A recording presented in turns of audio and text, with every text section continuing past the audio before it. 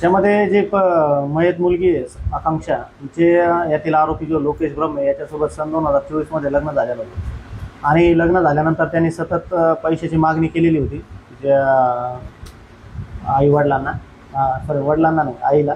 वडील मयत आहेत मुलीचे.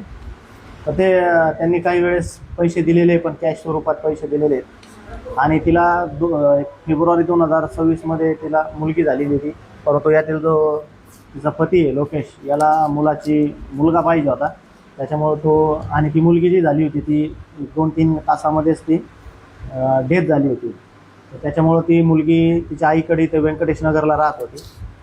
आणि तो जो आरोपी आहे लोकेश, तो पण त्याच्या सासू आणि पत्नीकडं सासूच्याच घरी व्यंकटेश नगर इथे राहत होता मागील 3-4 महिन्यापासून.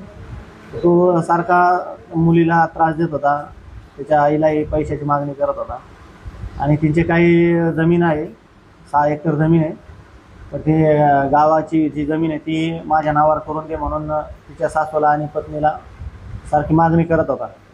त्याच्या पैशाच्या आणि त्या इतर मागणीमुळं त्यांच्या टॉर्चर करण्याच्या याच्यामुळं ते सहन न झाल्यामुळं त्यांनी दोघांनी सुसाईड केलेली. याच्यामध्ये जे मयत आहे आकांक्षा, हिचा पती आहे लोकेश सुधाकर ब्रह्मे, तिचे सासू सासरे आहे.